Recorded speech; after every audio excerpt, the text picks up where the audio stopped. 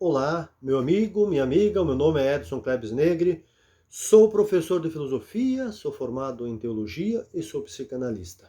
Hoje, dia 16 de setembro, nós estamos então já indo para o final de mais uma semana do Tempo Comum, que é a 24ª, e hoje nós retornamos a refletir e no mesmo tempo meditar e se aprofundar com o Evangelho de Lucas. Já fazem alguns dias que nós estamos ouvindo, lendo, relendo e no mesmo tempo se aprofundando aquilo que o Lucas escreveu. Lucas não foi discípulo de Jesus, ou seja, não conheceu Jesus fisicamente, não acompanhou as histórias de Jesus, não ouviu os ensinamentos de Jesus por intermédio das parábolas, mas é alguém que provavelmente esteve próximo, então, dos que vivenciaram ou experimentaram juntamente na caminhada ou no discipulado, no seguimento de Jesus. Então ele retira dali o seu escrito. No texto de hoje, ele traz uma colocação bastante pertinente para nossas vidas e no mesmo tempo para as nossas comunidades. Porque às vezes nós esquecemos, até mesmo as comunidades, as igrejas, seja ela católica ou outras igrejas, nós esquecemos do papel de Jesus. Nós queremos que Jesus não se coloque na mesa, ou seja, nós muitas vezes preferimos um Jesus que não esteja na mesa. E nós vemos no texto de hoje, Jesus entrou na casa e já se pôs à mesa.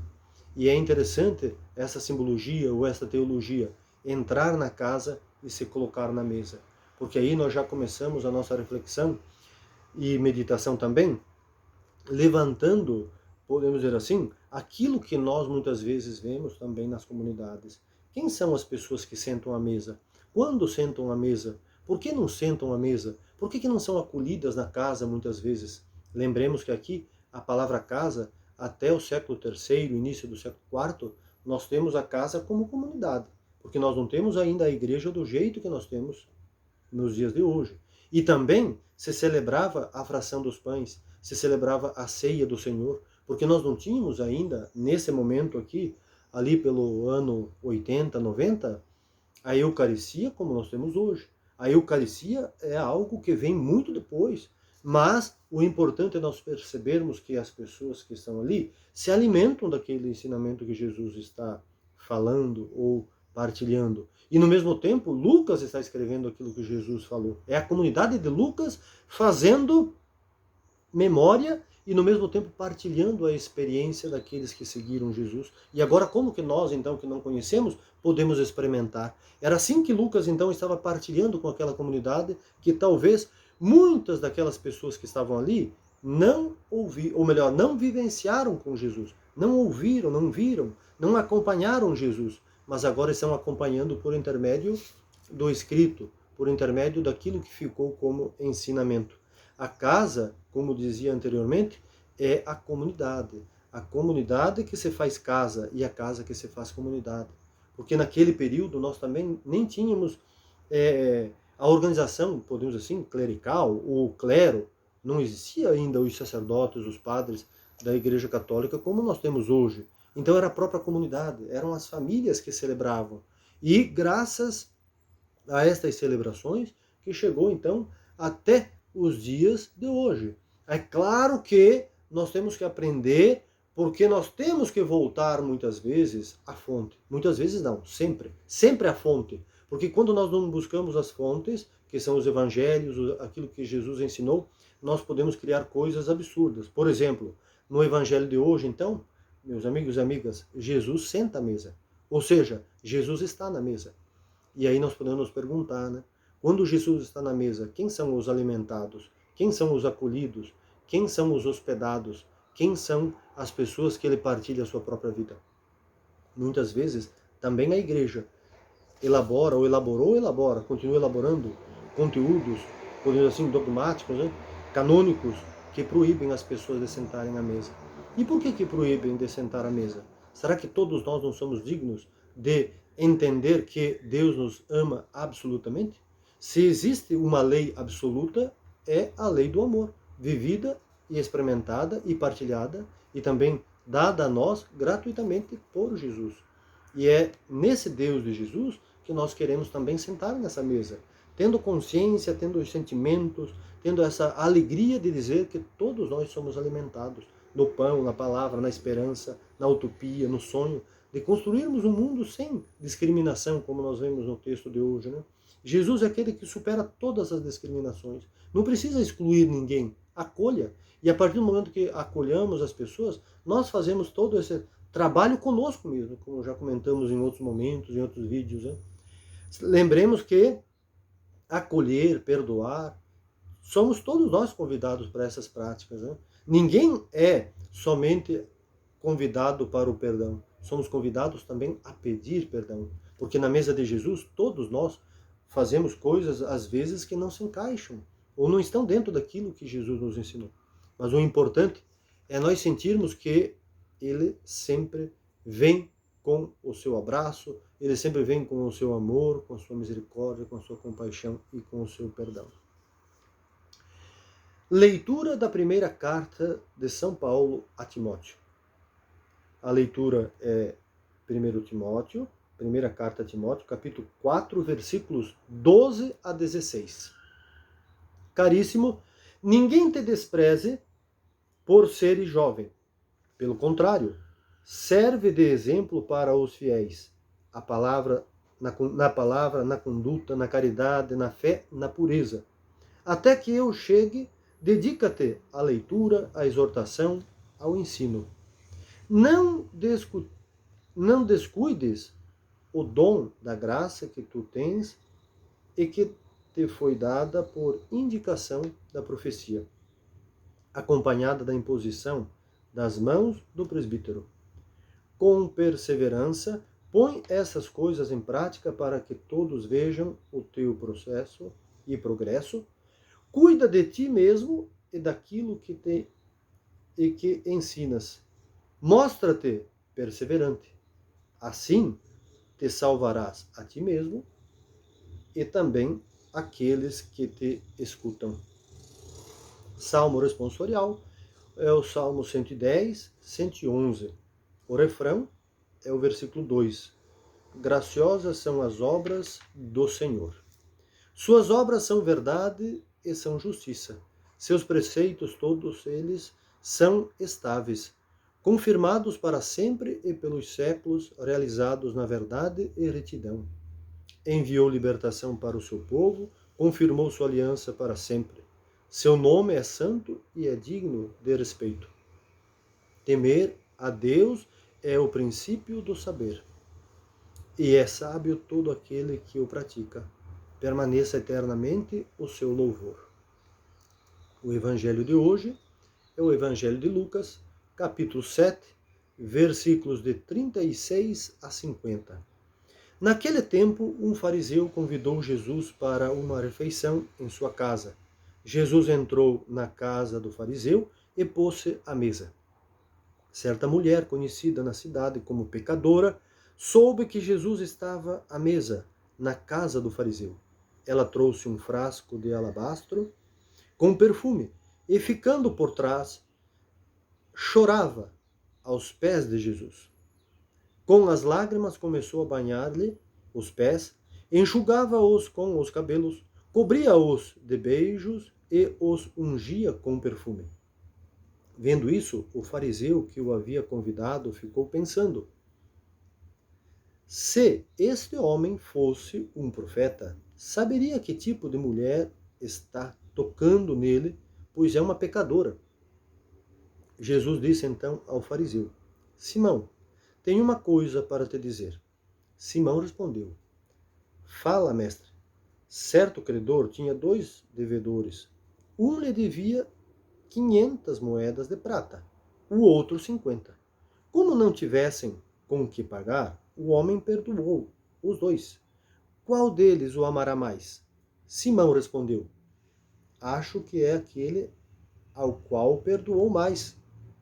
Jesus lhe disse: tu julgaste corretamente.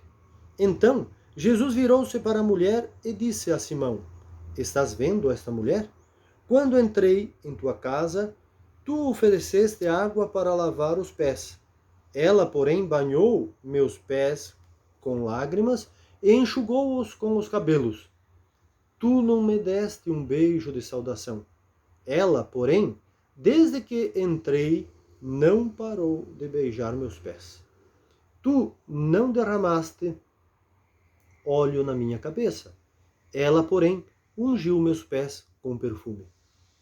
Por esta razão, eu te declaro, os muitos pecados que ela cometeu estão perdoados, porque ela mostrou muito amor. Aquele a quem se perdoa pouco, mostra pouco amor. E Jesus disse à mulher, teus pecados estão perdoados. Então os convidados começaram a pensar, quem é este que até perdoa pecados? Mas Jesus disse à mulher, tua fé te salvou, vai em paz.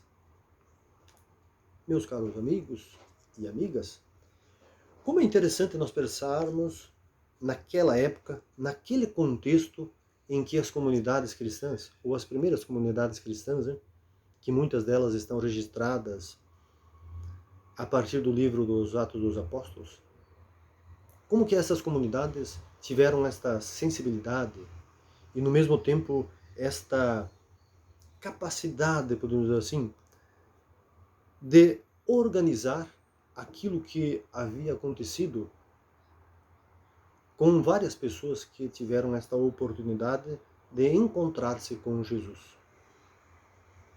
Vejamos como que Lucas, mais uma vez, ele realmente se torna o médico das almas. Aquilo que eu sempre gosto de dizer, pela assim, profissão de Lucas, ser então historiador e médico, ele sempre vê o outro como alguém que precisa da sua orientação, mas ainda mais do que orientação, da sua acolhida.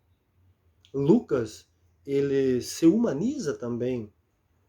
Se humaniza assim como nós temos que nos humanizar a partir do momento em que ouvimos o texto dos evangelhos e nos comprometemos com eles.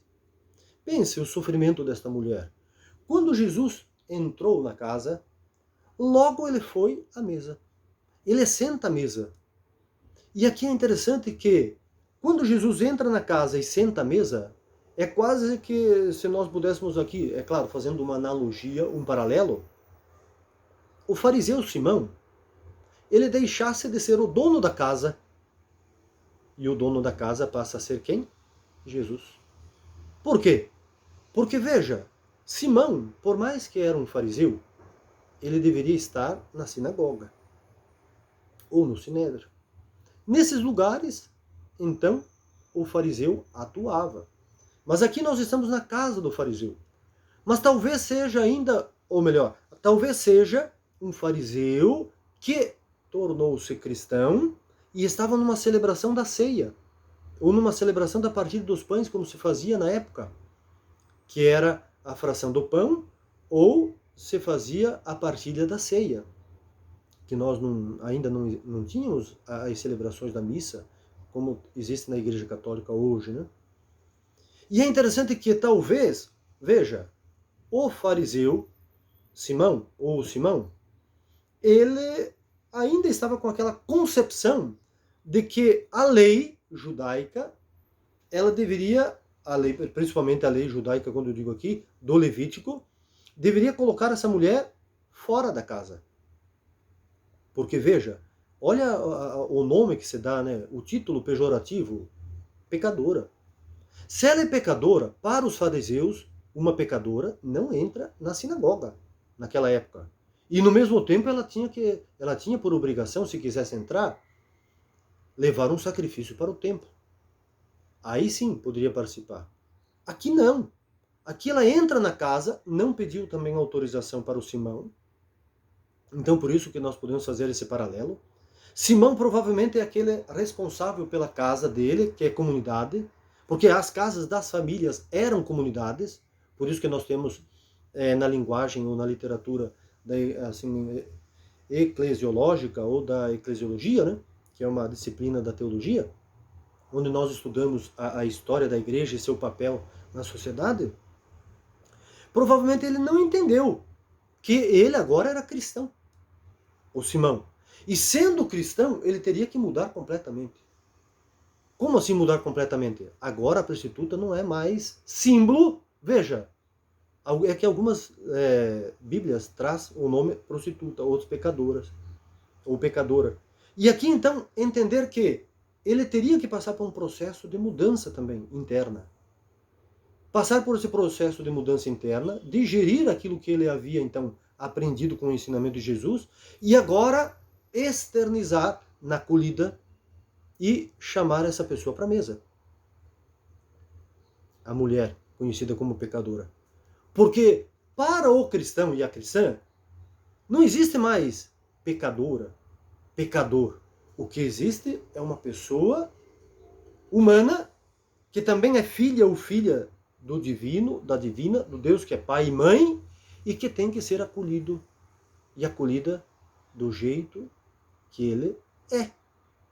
E a partir do ensinamento, a partir da experiência, então essa pessoa pode passar por um processo também de mudança. Porque vejamos, se ela fosse uma pessoa com este nome que se deu, pecadora, se fosse prostituta, ela poderia ser apedrejada. E Jesus então acolhe a mesa, que é a mesa da mudança. Mudança no sentido de libertação de um sistema machista, de um sistema opressor, porque as mulheres, as que se diziam então prostitutas, elas eram apedrejadas, assim como aquela mulher do capítulo 8 de João, do Evangelho de João. Mas o homem ficava de fora. No Antigo Testamento, os homens eram apedrejados também. Mas no contexto de Jesus, parece que a legislação mudou. Mas mudou e não mudou para melhorar. Mudou para dizer que a mulher então era apedrejada e o homem não. Mas aqui voltemos ao texto. Jesus toma conta da casa, podemos dizer assim. Jesus agora é o novo, não é um chefe, é o novo diácono, podemos dizer assim. Diácono, melhor a palavra diácono, porque ele é aquele que serve. E aqui, a mulher, ela entendeu que Jesus havia ensinado para os discípulos que todos nós devíamos nos servir uns aos outros, umas às outras. Ou seja, a comunidade é a comunidade de serviço. E a mulher, ela se coloca então aos pés de Jesus e começa a chorar. E com as lágrimas começa a lavar os pés de Jesus e no mesmo tempo começa a enxugá-los com os seus cabelos e depois unge com o perfume de alabastro que ela trazia consigo. Vejamos, quando uma pessoa chegava na casa para visitar alguém ou para participar de uma ceia, o dono da casa, ele vinha, acolhia a pessoa. E ele já vinha com uma bandeja de água para lavar as mãos até o cotovelo, né? Lavava o antebraço. E no mesmo tempo, se lavava os pés até o joelho. E depois acolhia este hóspede, por assim, que vinha para a festa, com um beijo na face. E ainda purificava um pouco, assim, jogava um pouco de perfume na cabeça. Um perfume porque, lembremos que na época era diferente de hoje. Não se tomava banho porque também não tinha tanta água assim. O perfume ajudava, é isso mesmo, né? Ajudava para diminuir, talvez, o suor da caminhada. Mas lavava as mãos até o cotovelo e os pés até o joelho. Veja, Simão ficou tão preocupado com aquilo que a mulher estava fazendo, e no mesmo tempo com a mulher como se fosse impura, segundo ele, que esqueceu de acolher Jesus e acolheu de fazer tudo aquilo que a mulher fez para Jesus. Porque o Simão deveria acolher Jesus. Mas o mais importante aqui, meus amigos e amigas, que o texto é um ensinamento para nós hoje. Como que nós nos acolhemos uns aos outros? Como que nós somos fraternos e fraternas uns com os outros? Talvez, que nós já comentamos outras vezes, em comunidades que nós estamos vivendo nesse momento, tão dividida, tão muitas vezes narcisista, tão, podemos dizer assim, tão violenta, cristãos tão violentos e até violentas, cristãos e cristãs. Será que nós também não devemos aprender aqui com a mulher pecadora? O que é acolher uma pessoa? O que é transformar um sistema de morte para um sistema de vida? Um sistema de exclusão para um sistema de acolhida, de hospitalidade? Já que é um dos princípios básicos do judaísmo. Qual? hospitalidade. E dentro da teologia cristã judaica também. A hospitalidade. Todas as comunidades devem ser hospitaleiras. Vejamos, hospitaleiras. Mais uma vez, as casas, comunidades devem então ser hospitaleiras. E hospitaleiras, lembremos que a palavra hospitalidade é dali que nasce também a palavra hospital. Aquilo que o nosso querido Papa Francisco já falou há algum tempo atrás, né? Que as nossas igrejas sejam o quê? Hospitais de campanha com as portas sempre abertas. Vejamos, meus amigos e amigas, este Jesus que senta à mesa, esse Jesus que foi desenhado, podemos dizer assim, né? Pelo nosso biblista, ou nosso teólogo, podemos dizer assim, o nosso médico, historiador, Lucas, que não conheceu Jesus, mas conheceu por intermédio daquilo que Jesus ensinou. E ele também fez essa experiência magnífica com Jesus ressuscitado, o crucificado ressuscitado, a partir das necessidades do povo sofredor que era o seu povo. E Lucas com certeza fez um trabalho belíssimo, como historiador, como médico e também como ser humano, como cristão. Como cristã, todos nós somos chamados e chamadas para fazer com que as nossas comunidades sejam um hospital de campanha aberto, sempre aberto, acolhedor. Talvez os próprios sacerdotes ou pastores, pastoras, enfim, irmãos, irmãs religiosas, seminaristas, todos nós, cristãos e cristãs, tenhamos que exercer os nossos trabalhos pastorais também como um médico, uma médica, um enfermeiro, uma enfermeira, um técnico, uma técnica de enfermagem, enfim, qualquer pessoa que trabalha no hospital, acolhendo quem vem. Porque geralmente as pessoas que chegam às igrejas chegam muitas vezes também feridas, machucadas pelo caminho da vida. E como que nós então podemos curar essas feridas? Como que nós podemos ajudar essas pessoas a suavizar muitas vezes a ferida do preconceito, né? Quantos traumas gerados porque nós muitas vezes somos preconceituosos, achamos que somos melhores do que os outros. E esquecemos, quando nós achamos que somos melhores que os outros, nós esquecemos de viver abundantemente o amor e o perdão e a compaixão. Que o Jesus de Nazaré, que o Jesus da irmã Dulce dos pobres e que a irmã de Lucas, ou melhor, que o Jesus de Lucas, né? E no mesmo tempo que o Jesus de Timóteo, nos ajudem a entender qual é o nosso papel na sociedade e na comunidade igreja, comunidade casa. Que Deus nos abençoe e nos guie pelo caminho da vida e pelo caminho do amor, do perdão e da solidariedade. Um abraço a todos e a todas.